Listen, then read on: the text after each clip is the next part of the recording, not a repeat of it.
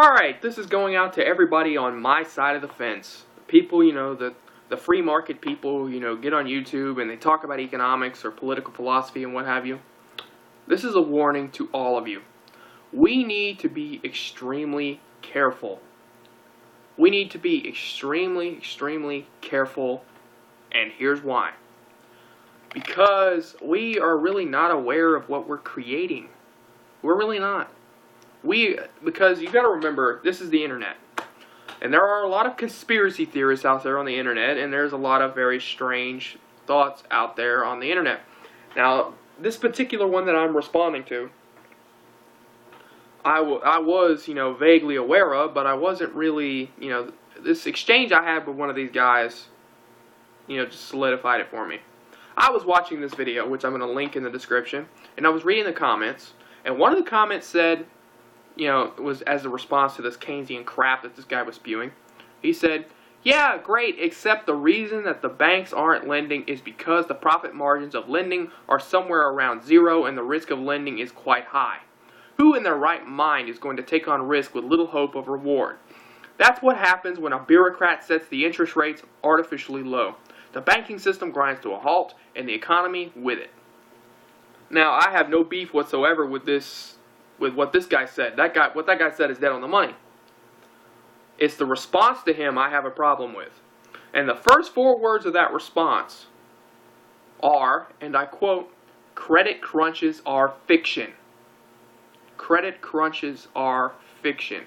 First 4 words. Now, this guy who said this, he's basing his whole analysis on the sound analysis, that the Federal Reserve is a private entity, that it is completely independent of all other agencies of the federal government. The Federal Reserve is a cartel of the biggest banks on Wall Street. This is true. There's nothing wrong with this guy's analysis on that front. There's nothing wrong with it. It is true. It is and always has been a cartel of the biggest banks on Wall Street. The Federal Reserve Act was written by J.P. Morgan and his friends. But anyway. But the first 4 words. Credit crunches are fiction. So this guy took a very sound analysis and he's jumping over the Shark Tank with it. Credit crunches are fiction. If I loan you $100 at an interest rate of 5%, alright, I am crediting you $100. I'm crediting you $100. But why am I crediting you $100? I am crediting you $100 on the premise that you are going to pay me back that $100 plus the agreed upon interest rate. So if I loaned you $100 at an interest rate of 5%, I would be expecting you to pay me back the $100 you borrowed plus the 5% interest. So you would be paying back $105. That makes sense? Okay. Now I'm not going to get into this crap whether or not interest is really usury, whether or not it's morally just, and I'm not going to get into that crap. I mean, there's so many people who have addressed that. Eugen von Bawerk addressed, I hope I pronounced his name right, addressed that in a book called Capital and Interest. You can go read that. I'll link it for you for those of you who are lazy. But anyway, that's why I'm giving you the loan. Because in order for me to give you that loan, not only do I have to think that you are capable of paying it back, I also have to think that you're a good, honest civilian who is willing to actually, live up to your obligations. So when I credit you $100, at an interest rate of 5%, you are in debt to me to the tune of $100 plus the 5% interest that was agreed upon. What you don't understand, quite clearly, all credit is debt. All credit is debt. That's what you didn't get. And it's a very severe, fatal mistake. Alright? So, let's say you don't pay this back. You borrowed $100 at 5% interest from me and you didn't pay it back. Now you come to me again asking for the same loan. So, let's just say for argument's sake, I give you another $100 at an interest rate of 5%. That makes twice you've taken that loan from me. That makes twice. Which means you are in debt to me to the tune of $210. That's including the interest rate on both of those loans. Alright, let's say you don't pay it back and you come asking me again for another loan. Alright, the exact same loan, as a matter of fact, $100, interest rate of 5%. Say I give it to you again. That makes 3 times you've taken that loan. $100 at an interest rate of 5% from me, which means you are in debt to me to the tune of $315. That's including interest. Now, so the notion that credit crunches are fiction. Let's suppose you come to me for a 4th time, asking for the exact same loan. Now, you haven't paid back any of the other loans that you said you would pay back. So as a result of this, and I'm tired of loaning you money, I refuse to loan you money. I refuse to loan you money. See, before, when I was loaning you the money, I was crediting you the money. Now I'm not. Why? Because you haven't paid back the money that you've been borrowing from me. Why should I give you another loan? So your notion that credit crunches are fiction is completely false. Now granted, this is a very micro example of a credit crunch, but it is a credit crunch nonetheless. And you went even further, oddly enough, down below. Because you say too much money is the problem, but too much money is the problem. But then you say, oh well, the banks need to keep pumping more money into the economy. Well, first of all, there's the problem of inflation, but according to your own logic, cutting back on the money, if too much money is the problem, cutting back on the money is the solution. You don't keep adding more and more money if that's what you think the problem is. So you don't really understand logic either. But then you went a step further. And now the same bank wants to make this problem unsolvable by not lending out any money for potential business starters to create jobs, to give individuals a decent wage so they can pay back their debt.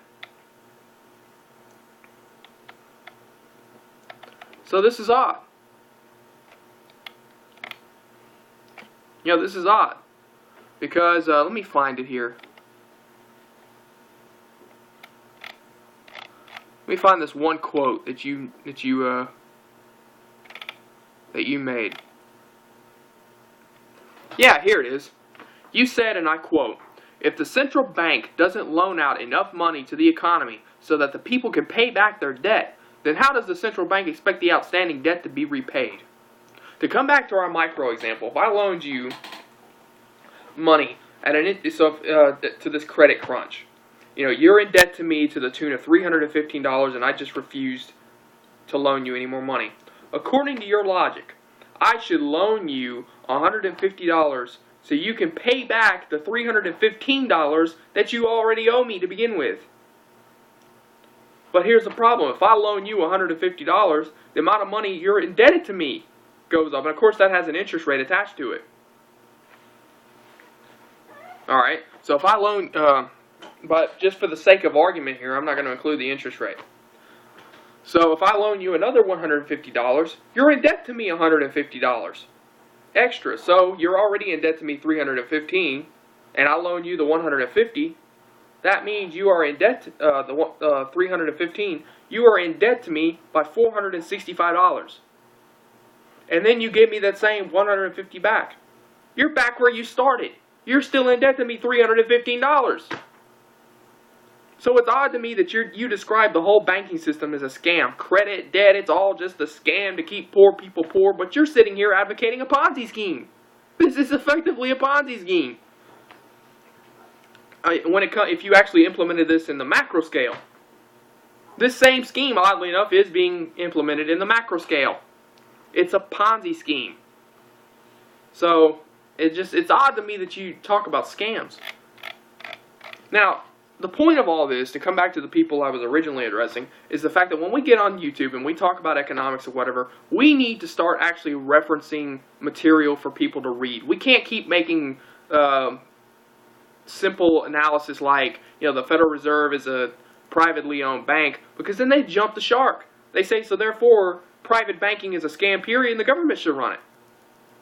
Let me put it to you this way. Would you rather have Ben Bernanke behind the printing press, or would you rather have Nancy Pelosi, Harry Reid, Joe Lieberman, George W. Bush, Lindsey Graham, John McCain. Would you rather have these people behind the printing press? Because contrary to what Peter Schiff says, Ben Bernanke is not completely clueless. He knows that if he really does what Paul Krugman wants him to do, we'd be in hyperinflation within like 3 months, minimum. So, Ben Bernanke is not totally clueless. But that's exactly what, people like Nancy Pelosi, Harry Reid, Lindsey Graham, so on and so forth, would be doing. Because they are completely clueless when it comes to money. This is the problem. In a sense, the people like us that are getting on YouTube who talk about these things, we're creating this.